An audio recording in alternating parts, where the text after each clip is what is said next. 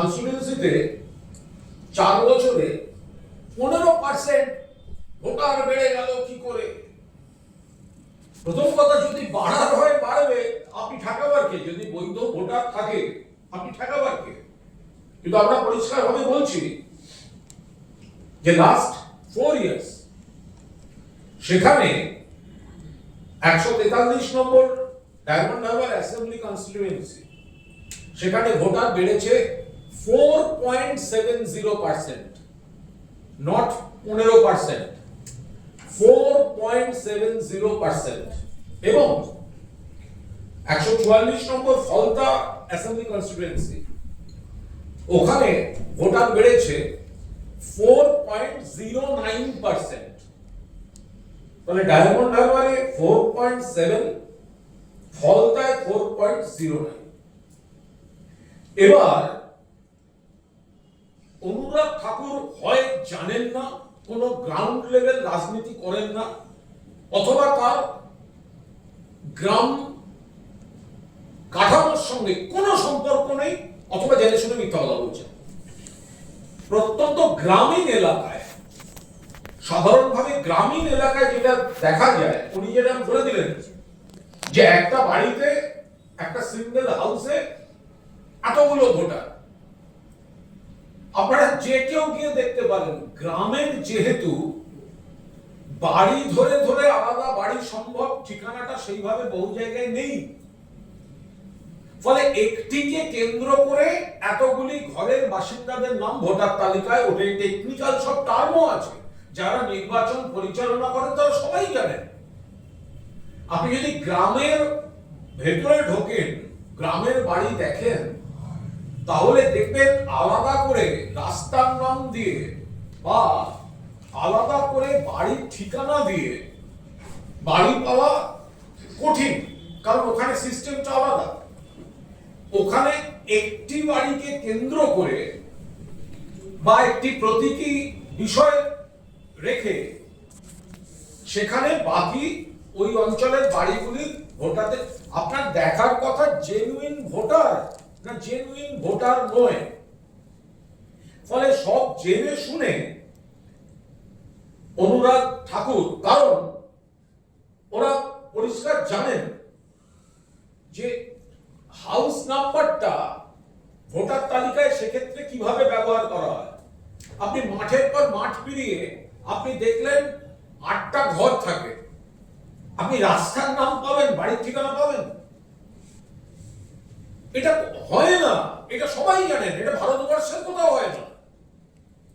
ফলে এইটাকে সম্পূর্ণভাবে এটা ডিনোট করলে যেটা বাস্তব সেটাই উঠে আসে, যে কোন বাড়িতে কে রয়েছে, কজন রয়েছে।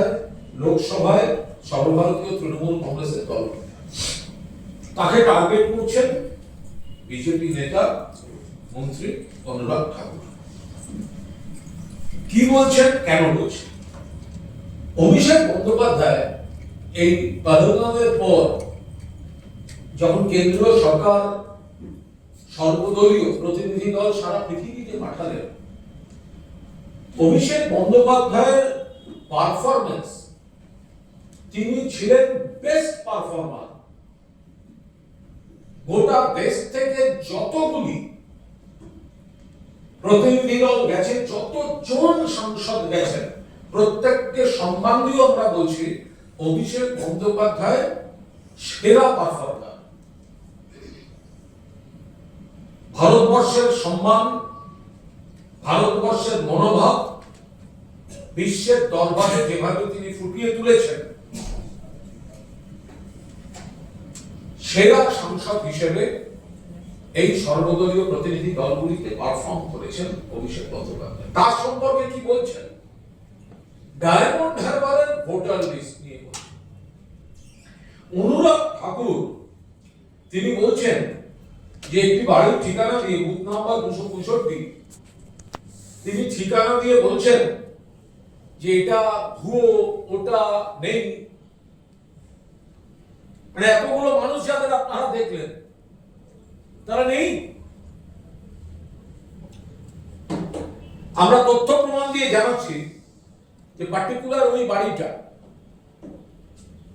বুথ নাম্বার 265-তে সেখানে টোটাল ভোটারের সংখ্যা হচ্ছে 47 assembly constituency diamond Harbour, Lok Sabha তো ডায়মন্ড হারবার বটেই, ব্লক ডায়মন্ড হারবার 1, গ্রাম পঞ্চায়েত বলশিধি কালীনগর, ভিলেজ গুরুদাসনগর। তো এখানে পার্টিকুলার ওই জায়গাটায় বুথ নাম্বার 235-এর আন্ডারে 47 জন ওই ঠিকানায় ভোটার আছে, 47। এর মধ্যে এখন রয়েছেন 41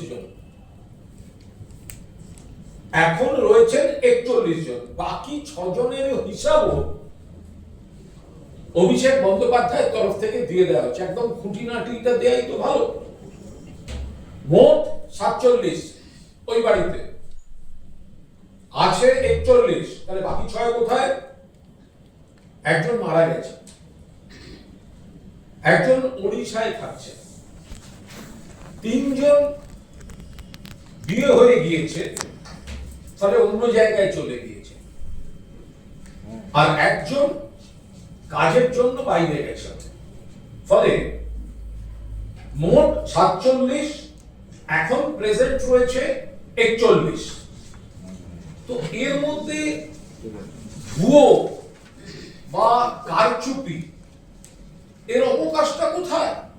মামলাটি চলছে, কিন্তু এটা খুবই তাৎপর্যপূর্ণ রায়, যেটা আমরা বারবার বলছি, বিরোধীরা বলছেন, মমতা বন্দ্যোপাধ্যায় বলছেন, অভিষেক বন্দ্যোপাধ্যায় বলছেন, বিজেপি বিরোধী ধর্মনিরপেক্ষ গণতান্ত্রিক দলগুলি বলছে, সেটা হচ্ছে যে এই যে বিহারে এত মানুষকে বাদ দেয়া একসঙ্গে,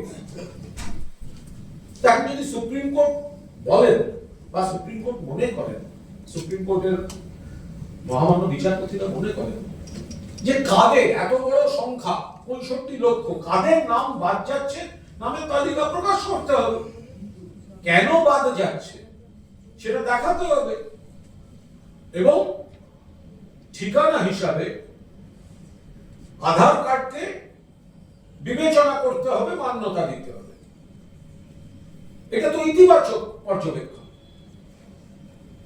কার নাম বাদ দিচ্ছেন তো জানাবেন না, কেন বাদে দিচ্ছেন জানাবেন না, তো জানাতে হবে। তো সেটা যদি সুপ্রিম কোর্ট বলে থাকেন, বা ওনারা যে কোর্টের যা অবজারভেশন বা কথোপকথন চলছে, এবং সেটা জাতীয় নির্বাচন কমিশনকে তারা যা বলার বলেছেন, তো আমরা খুব সরাসরি প্রত্যক্ষ মন্তব্য না করলেও, তো এই ভাবনাটা তো গোটা দেশের ভাবনা, দেশের মানুষের ভাবনা, দেশের মানুষের উদ্বেগ, যাদের শিকড় নিয়ে টান দিচ্ছে কেন্দ্রীয় সরকার এবং বিজেপি, তাদের উদ্বেগ যদি সুপ্রিম কোর্টের পর্যবেক্ষণে প্রতিফলিত হয়, তাহলে তো গণতন্ত্র সুরক্ষিত থাকার একটা ইঙ্গিত থাকে, যে এতগুলো লোককে হঠাৎ বাদ দিয়ে দেওয়া হবে, তারা কারা, তাদের নাম কি, সে লিস্ট কোথায়?